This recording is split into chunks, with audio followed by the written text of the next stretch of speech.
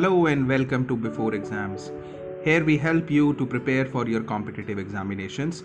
Subscribe to our channel so that whenever we post the content about your exam, you get the notification about it. Hello everyone. In today's video, we will be talking about banking in economics. So how banks are important in economics and banking क्या एक particular तरीका है, banking किस activity को बोला जाता है and how financial institutions are interconnected. We will be studying about all that in this particular video. So before we start this, let's talk about what actually banks and banking mean. अगर हम bank की definition की बात करें तो सबसे पहले एक अगर हम रेगुलेटरी फ्रेमवर्क की बात करें और बैंक की डेफिनेशन की, तो जो बैंकिंग कंपनीज एक्ट है इंडिया का, वो डिफाइन करता है बैंक को as a financial institution that accepts money from the public for the very purpose of lending or investment repayable on demand or otherwise withdrawable by checks, drafts or otherwise. So this is your banking. Banking होती, ये तो bank है sir, this is your bank. And banking as a procedure क्या होता है, what is banking as a procedure? तो banking as a procedure एक ऐसा सिस्टम है जो एक मनी ट्रेडिंग का सिस्टम हम जिसे बोल सकते हैं, जो कि प्रोवाइड करता है एक safe place to save excess cash, जिसे हम डिपॉजिट्स भी बोलते हैं. और ये हेल्प करता है in supply of liquidity to the economy by loaning the money out to help businesses grow and to allow consumers to purchase the consumer products, homes, cars, etc. कुछ भी. तो जब हम इस पूरे ओवरऑल प्रोसीजर की बात करते हैं तो बैंकिंग क्या है? It is a system of trading money that provides a safe place to save excess of cash, जिसे हम डिपॉजिट भी बोलते हैं. And it also supplies liquidity to the economy by loaning this money out to help businesses grow and to allow consumers to purchase the consumer products, the homes, cars, etc. तो ये हो गया हमारा banking. Banking जो है, banking regulation act 1949 के अंदर section 5B के अंदर डिफाइंड है, और वो बोलते हैं कि it is accepting for the purpose of lending and investment or deposit of money from the public repayable on demand or otherwise, and withdraw that is available by check, draft, order or otherwise. No definition of banking can be comprehensive enough in the present context. क्योंकि यहाँ पर comprehensive इसलिए नहीं हो सकती because it is a very umbrella sort of organization. Banking एक ऐसा institution है. हम क्या बता सकते हैं बैंकिंग के बारे में कि हम किसी को लेंड करने के लिए या इन्वेस्ट करने के लिए हम पैसों को एक्सेप्ट करता है बैंक, ठीक है, और मनी उसके अंदर डिपॉजिट की जाती है पब्लिक रिपेएबल पे, और फिर उस पब्लिक को दी भी जाती है ऑन देयर डिमांड. मतलब ऐसा नहीं कि अगर आपने अपना पैसा बैंक में डिपॉजिट किया है तो you can't withdraw it, definitely you can. और उस पैसे को आप इन्वेस्ट कर रहे हो, बैंक उसे फर्दर इन्वेस्ट करता है, आप लेंड करते हो किसी को, बैंक लेंड करता है. That is how this whole procedure works. This is your banking. एक बैंक जो है वो क्या है? बैंक एक फाइनेंशियल इंटरमीडियरी है. What is an intermediary? Intermediary है सॉर्ट ऑफ लिंकेज, ठीक है. It is a link, it serves as a link आपके बीच में, और आप और आपका बैंक, और आप उस पर्टिकुलर पैसे का क्या करना चाहते हो. उन तीन कंडीशंस के बीच में जो, इन दो कंडीशंस के बीच में जो लिंक है, दैट इज योर बैंक, यानी आपका पैसा और आपको उसके साथ क्या करना है. तो this is a financial intermediary and not just your money which you use for yourself. आपके पैसा जो आपने वहां डिपॉजिट किया है, bank also further invest that money somewhere, right? That is how the financial institution works. So हम ये भी कह सकते हैं कि बैंक जो है it stands Midway between the सेवर्स and users of funds. एक तरफ जो अपने पैसे को सेव कर रहे हैं in the banking institution, and those who are using those funds for their own purpose, loan के फॉर्म में, ग्रांट्स के फॉर्म में, किसी भी फॉर्म में. अलग अलग टाइप के बैंकिंग इंस्टीट्यूशन है हमारी कंट्री में, कुछ कॉमन है, कुछ हैव स्पेशल फंक्शंस. तो हर एक टाइप का we have a bank. Prominent banks है हमारे central bank, commercial, development, cooperative and rural banks. All right. जो सेंट्रल बैंक है हमारा, दिस इज द कमर्शियल, जो हमारा सेंट्रल बैंक है ये हमारे कमर्शियल और डेवलपमेंट बैंक्स के फंक्शनिंग में अलग है, ठीक है. एंड ये तीनों बैंक्स बेसिकली अगर हम इन्हें साथ में पढ़ें तो they are of primary importance. ये सबसे ज्यादा इंपॉर्टेंट बैंक्स है if we talk about them. Okay, तो यहाँ पे मैंने एक पूरा चार्ट आई गिवन यू कि कितने टाइप के बैंक्स होते हैं. तो we have central bank, scheduled, non scheduled, then commercial. Scheduled का ही हमने डिवीजन किया है into commercial and cooperative. All right, then we have private sector, public sector, foreign banks, regional, rural, nationalized, others. हमारे special banks हैं development, investment, industrial. Cooperative banks के भी type हैं, state cooperative, central cooperative, primary agriculture. So these are the kinds of bank. Okay. Now we will talk about commercial banks in particular. Bank की अगर कभी बात होगी, one thing that you have to keep in your mind is every bank serves as a financial intermediary. How? Every bank serves as a financial intermediary. Only objective or the primary objective, the prime most objective, only तो नहीं बोल सकते, is profit making. हर एक bank का the primary objective is profit making. Bank takes money from a surplus unit by paying a low rate of interest and lends the same fund to a deficit unit at a higher rate of interest, and thus the bank makes profit. Okay, और bank को हम क्या बोल सकते हैं कि it is a dealer in credit. Bank deals with credit, all right. तो it is a dealer in credit. ये भी उसका fundamental एक character है. Okay, it may be organized privately by anybody or by a government. तो bank क्या होते हैं? प्राइवेट ओन्ड बैंक्स होते हैं, and we have government owned banks, private and government owned banks. And अगर हम फंक्शंस की बात करें तो जो प्राइमरी फंक्शंस है वो डिपॉजिट एंड लोन फंक्शंस है बैंक के, ठीक है. और डिपॉजिट कितने तरीके के होते हैं? डिपॉजिट 3 तरीके के होते हैं. डिमांड, या फिर जिन्हें हम करंट डिपॉजिट भी बोलते हैं, सेविंग डिपॉजिट, और हमारे फिक्स डिपॉजिट्स जिन्हें हम टाइम डिपॉजिट भी बोलते हैं. तो ये है हमारे 3 टाइप के deposit in bank. Now commercial banks की अगर हम बात करें तो हमने अभी इनके फंडामेंटल्स की बात करी.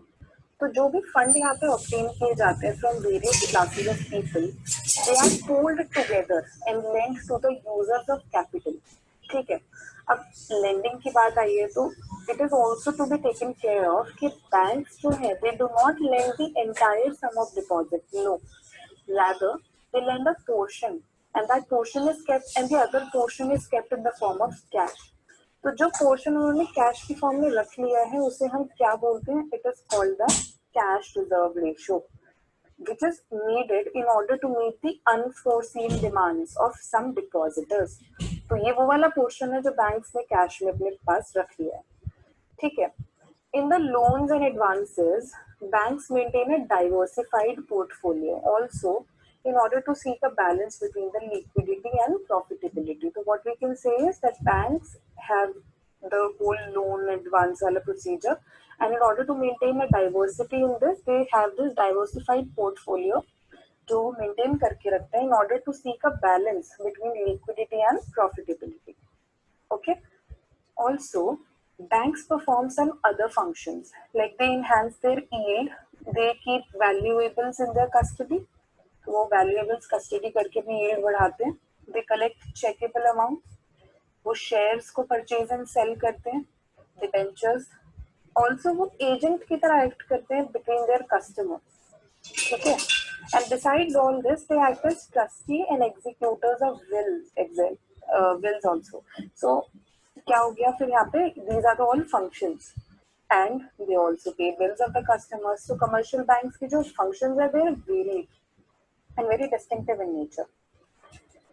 अगर हम मॉडर्न फंक्शंस की बात करें तो कमर्शियल बैंक्स जो है वो परफॉर्म करते हैं और भी सारे फंक्शंस, लाइक वो अपने कस्टमर्स को डिफरेंट सर्विसेज भी प्रोवाइड करते हैं, and they are also regarded as departmental store bank. तो ये टर्मिनोलॉजी इनके लिए यूज की जाती है क्योंकि वो क्या करते हैं, वो बहुत तरीके की सर्विसेज अपने कस्टमर्स को प्रोवाइड करते हैं जो कमर्शियल बैंक्स होते हैं, ठीक है. तो हमने अभी दो तरीके के इनके फंक्शंस देखे, the primary and the secondary functions, जिन्हें मैंने अभी मॉडर्न फंक्शंस भी बोला। तो प्राइमरी फंक्शंस जो है उनके भी दो टाइप्स होते हैं, ये बात आप याद रखना। सबसे पहला फंक्शन होगा एक्सेप्टिंग लोन्स, ठीक है। अब लोन्स तो एक्सेप्ट किए तो वो किस फॉर्म में होंगे, सेविंग डिपॉजिट की फॉर्म में, फिक्स डिपॉजिट की फॉर्म में, करंट डिपॉजिट, रिकरिंग डिपॉजिट, ठीक है। And they grant loans and advances, तो किस फॉर्म में होगा, overdraft, cash credit, loans, discounting, ये है प्राइमरी फंक्शंस बैंक के। जब हम सेकेंडरी फंक्शंस की बात करते हैं तो दो टाइप उसमें भी होते हैं। Number one is the agency functions, जैसे कि transfer of funds is there is periodic payment, then we have cheque collection, फिर हमारा हो जाता है और भी सारे प्रोमिनेंट फंक्शन जो कि एक अलग टाइप है इसका। Then we have the utility functions, जैसे कि लॉकर्स हैं, ड्राफ्ट्स हैं, we have social welfare programmes और बाकी सारे अदर फंक्शंस। तो ये कमर्शियल बैंक के कुछ प्रोमिनेंट फंक्शंस हैं। जब हम बात करते हैं डिपॉजिट्स एक्सेप्ट करने की, तो people who have surplus fund with them, they always deposit these with commercial bank. तो banks accept mainly three types of deposit, जैसे current, saving और fixed deposit, जिसकी बात मैंने आपसे अभी की। तो सबसे पहले अगर हम करंट डिपॉजिट की बात करें तो क्या होता है करंट अकाउंट। करंट अकाउंट में डिपॉजिट जो होता है वो डिमांड पे पेएबल होता है, ठीक है। और करंट अकाउंट्स जो है उन्हें हम डिमांड डिपॉजिट भी बोलते हैं।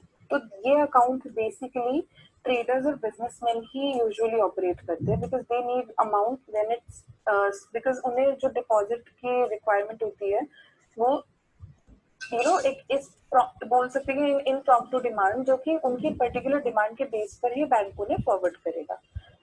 नाउ बैंक्स डज नॉट पे any interest on these accounts, ये बात आप हमेशा याद रखना कि करंट अकाउंट पे कोई भी इंटरेस्ट बैंक नहीं पे करता है।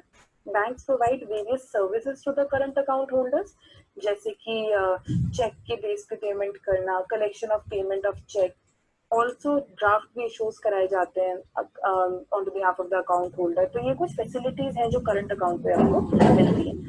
Banks, in fact, levy certain service charges as well on the customer for the services which are rendered by them. अब हमारा सेविंग्स बैंक अकाउंट है, हमने अभी क्या किया, we did the डिमांड, अब हम करेंगे सेविंग्स। सेविंग्स बैंक अकाउंट जो है, यहाँ पर क्या होता है, deposits are payable on demand and money can be withdrawn by cheques, alright. And banks impose a limit on the amount and the very number of withdrawals during a particular period. और ये जो accounts है they are held by household, जो कि जिनके पास idle cash होता है for a shorter duration of time. तो यहाँ पे सेविंग्स की बात हो रही है, idle cash for a shorter duration of time, alright. और ये जो डिपॉजिट है इस पर्टिकुलर अकाउंट में, इन डिपॉजिट्स को इंटरेस्ट भी अर्न होता है, लाइक नॉमिनल नोट्स के फॉर्म में, so they earn interest as well.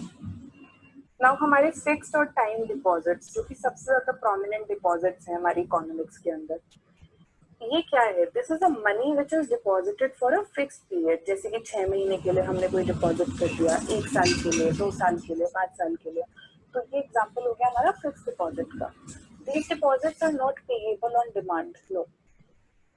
ये इनफैक्ट टाइम डिपॉजिट इसलिए कहलाई जाती है क्योंकि जो मनी यहाँ पे डिपॉजिट आपने की है वो विड्रॉ नहीं कर सकते आप बिफोर मेच्योरिटी, ओके। जिस भी पीरियड के लिए आपने ये डिपॉजिट अकाउंट बनाया है उसकी मेच्योरिटी से पहले you can withdraw that. Also ये जो डिपॉजिट्स हैं इन पे इंटरेस्ट भी अर्न करना होता है, तो इंटरेस्ट भी अर्न होता है इनके ऊपर, so these are interest earning deposit. और जो रेट ऑफ इंटरेस्ट है that varies with the length of the time for which the deposit has been made, okay. हमने एक और एग्जांपल किया था रिकरिंग और क्यूमुलेटिव डिपॉजिट। ये है one type of fix deposit only. तो यहाँ पर क्या होता है, डिपॉजिटर जो है वो रेगुलर डिपॉजिट करता है एक सर्टेन अमाउंट की फॉर अ स्पेसिफाइड पीरियड, तो वो हो गया आपका रिकरिंग या क्यूमुलेटिव डिपॉजिट। और ये डिजाइन किए गए हैं ताकि स्मॉल सेवर्स को मोटिवेशन मिले, एक पर्टिकुलर अमाउंट को सिक्योरिटी मिले।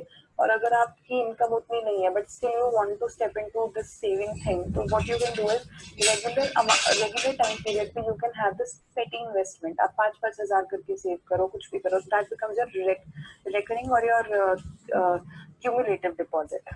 All right, that was all about your commercial banks. हमने इनके जब फंक्शंस की बात की थी तो हमने एक और बात की थी कि ये लोन्स जो हैं लोन को एडवांस करते हैं कमर्शियल बैंक, ठीक है। तो लोन एडवांस करने का क्या मतलब है कि lending is the most profitable business of a bank. Banks जो है उसी के ऊपर इंटरेस्ट चार्ज करते हैं फ्रॉम द बोरोवर्स एंड जो इंटरेस्ट है वो more than the basically depositor ने जितना पे किया है उसके उन्हें जो इंटरेस्ट मिला है उससे ज्यादा ही इंटरेस्ट होता है। तो banks these days extend loans and advances to their customer और वो किस तरीके से किया जा सकता है, they sort of outright the loans, ठीक है। तो बैंक्स जो है वो आउटराइट लोन प्रोवाइड करते हैं फिक्स पीरियड के लिए। The entire amount of the loan which is sanctioned is credited to the borrower's current account. And जो बोरोवर है वो क्या करता है, वो इंटरेस्ट पे करता है इस पूरे अमाउंट के ऊपर जो भी बोरो की गई है। ऑलराइट, तो यहाँ पर कुछ और भी फंक्शंस है जैसे कि cash credit, overdraft facility, discounting bills of exchange. अगर हम कैश क्रेडिट की बात करें तो जितना भी अमाउंट सैंक्शन की गई है of the loan by the banks, it is not given to the borrower at a particular time. Also, the bank opens an account of the borrower and it allows him to withdraw the borrowed amount as and when he requires the money. Alright. And the bank also charges interest on it. Not on the amount of loan sanction, but on the actual amount which is withdrawn from the bank. ये बहुत important line. Overdraft facilities क्या होती हैं? It is when the customer is allowed to draw checks in excess of the balance standing to his credit to the extent of the amount of overdraft. Okay. और कई बार for businessman जो overdraft facility होती है वो easiest मानी जाती है और बहुत कन्वीनियंट मेथड है बोरो करने का बैंक से। अब एक और बहुत इंपॉर्टेंट एंड प्रोमिनेंट टर्मिनोलॉजी हम विटनेस करते हैं which is are discounting bills of exchange. क्या होता है डिस्काउंटिंग बिल्स ऑफ एक्सचेंज? सबसे पहले तो बिल ऑफ एक्सचेंज क्या है? It is drawn by a creditor on the debtor specifying the amount of debt, और यहाँ पर डेट भी जो है जो कि कब पेएबल होगा, ये कब ये पेएबल हो जाएगा, वो भी स्पेसिफाइड होती है। And such bills of exchanges are normally issued for a period of 90 days, हम सबको पता है ये बात। And the creditors can not get it in cash from the debtors before the maturity of the 90 days period. ये भी एक important term है। हाँ, अगर क्रेडिटर को पैसा चाहिए बिफोर 90 days का period, he can get it discounted from a commercial bank, और बैंक जो है वो क्रेडिटर को पेमेंट करता है कमीशन डिडक्ट करने के बाद, ठीक है। और जब बिल मैच्योर हो जाती है तो बैंक क्या करता है, बैंक जो है वो डेटर से क्या ले लेगा, पेमेंट लेता है। These are the other functions of commercial bank. Now, facilitation of payment through checks is also a prominent feature of commercial bank because bank provide a very convenient system of payment in the form of check. And cheques जो है वो बहुत principal method है payment का और business में खासकर आजकल। So it is convenient, it is cheap, it is safe. Transfer of fund जो है यानी बैंक्स जो है वो मदद करते हैं रेमिटेंस में, ट्रांसफर ऑफ फंड में एक जगह से दूसरी जगह। एंड वेरियस क्रेडिट इंस्ट्रूमेंट्स भी यूज होते हैं like cheque, draft, mail transfers, telegraphic transfers as well. Also bank के कुछ एजेंसी फंक्शंस होते हैं, like they provide various agency functions for their customers, like commission charge करते हैं, सर्विस चार्ज करते हैं फॉर फंक्शंस, जैसे कि हमारा पेमेंट कलेक्शन हो गया, क्रेडिट चेक्स हो गई, हमारी purchase and sale of stock exchange हो जाता है, सिक्योरिटीज होती हैं, administration of wills and trusteeship, remittance of fund. Okay, there is this called representation and correspondence. तो ये सारे कुछ एजेंसी फंक्शंस होते हैं हमारे कमर्शियल बैंक्स के। Commercial bank collect checks, drafts, bills of exchange, fundies, and other financial instruments for their customers. They make various type of payments also, like premium, pension, dividend, interest, etc., etc. ये सारी payments कौन करता है? Commercial bank. Commercial bank जो है वो customers के बीच में और सेल एंड परचेज की सिक्योरिटी के बीच में एजेंट की तरह भी काम करते हैं। ऑल्सो ये सर्विसेज प्रोवाइड करते हैं to the companies by acting as underwriters and bankers, ठीक है। और एजेंसी का जैसे मैंने आपको भी एग्जांपल दिया। एंड कमर्शियल बैंक जो है वो ट्रस्टीज की तरह भी एक्ट करते हैं एंड एग्जीक्यूटर्स की तरह, जैसे कि they keep the bills of their customers and execute them after their death. और फिर आती है हमारी मिसलेनियस सर्विसेज, जैसे कि you have your gift cheques, okay, issue of travellers cheque, custody of jewelry, provision of tax assistance, credit creation is there. All right, क्या होता है credit creation? Basically, commercial banks के पास एक पावर होती है credit creation. ये एक ऐसा प्रोसेस है जिसमें डिपॉजिट को एक्सेप्ट करते हो आप and then you grant loans and commercial banks are able to create credit on the basis of this, and this means that they're able to grant more loans than the amount of initial or primary deposits that are made by the customers to them. और इस function को बहुत prominent function माना गया है commercial bank का। अब हम बात करते हैं हमारे नेक्स्ट टॉपिक की, which is our cash reserve ratio. Cash reserve ratio is our minimum fraction of total deposit of customer which commercial banks have to hold as reserves either in cash or deposit। ठीक है, और ये कहाँ पे होता है? With central bank. ये central bank ही fix करता है। It is a tool in monetary policy जो कि क्रेडिट के वॉल्यूम को इन्फ्लुएंस करता है। ठीक है, तो you should have certain amount reserve with you. Another one is our statutory liquid ratio. What is this? It refers to the minimum portion of deposit that the commercial banks are required to maintain in the form of liquid assets, जैसे कि gold है, government approved securities हो गई, bonds, shares, debentures, fixed central bank of a country in order to control the expansion of bank credit। ठीक है, then हमारा legal reserve ratio. Legal reserve ratio comprises of both CRR and SLR. It is the combination of both because जब हम CRR की बात करते हैं we can say that CRR is immediate liquidity need और SLR क्या है? It is twofold.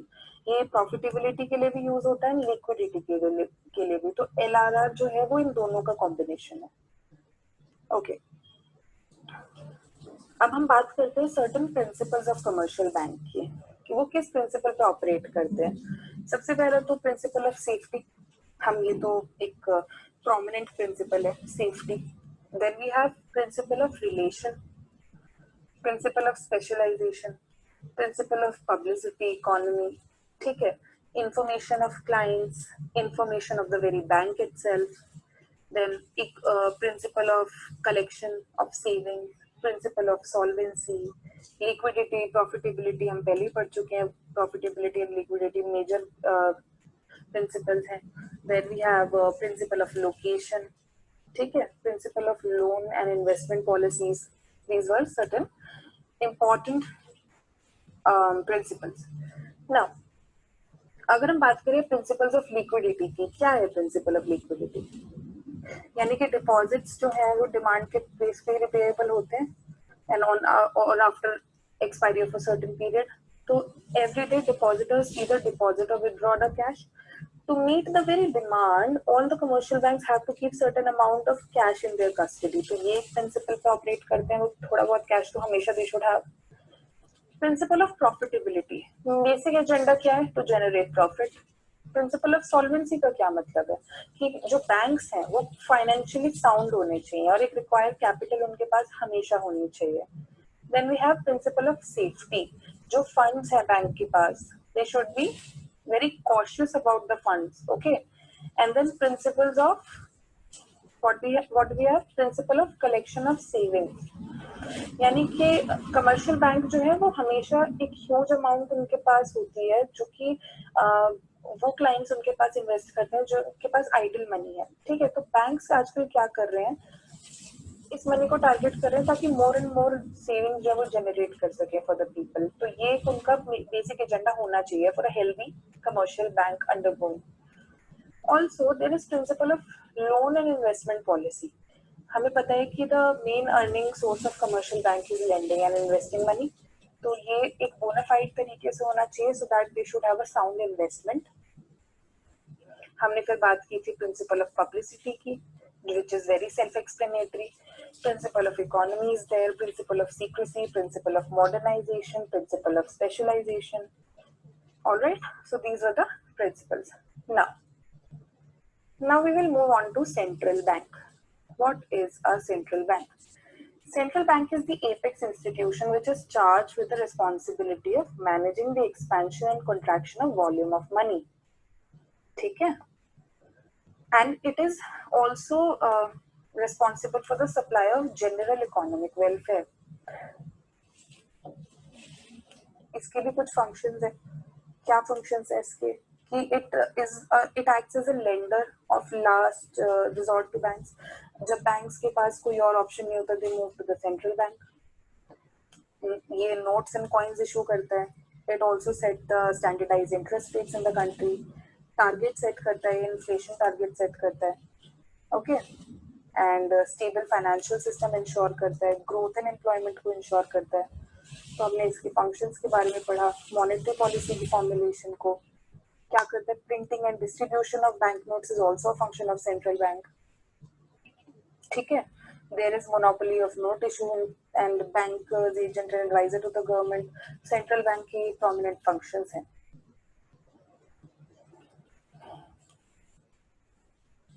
So we spoke about all these things and now एक और important part, central bank की जो सबसे prominent एक exempt कर दी थी मैंने, जो सबसे बड़ा important इसका function है, that is the custodian of foreign exchange reserve. तो इंडिया में आरबीआई जो है वो एक्ट कर रहा है as a custodian of foreign exchange reserve. तो reserve bank of India has responsibility to maintain the external value of the rupee. For this purpose the bank holds the most of the nation's foreign exchange reserve. तो कौन है custodian? हमारा central bank. Okay, these were certain functions of central bank. Credit control हमने पढ़ लिया है. Yes, so these were the functions of central bank. और हमने सारे बैंक सिस्टम के functions के बारे में पढ़ा है. Okay, with this the whole video comes to an end. हम एक बार overview लेते हैं to what we have studied till now. हमने पढ़ा बैंकिंग क्या है, टाइप्स ऑफ कमर्शियल बैंक्स हमने पढ़े, फंक्शंस पढ़े हमने कमर्शियल बैंक के, बहुत सारे फंक्शंस हमने पढ़े. हमने CRR, SLR और LRR को पढ़ा है. Then we spoke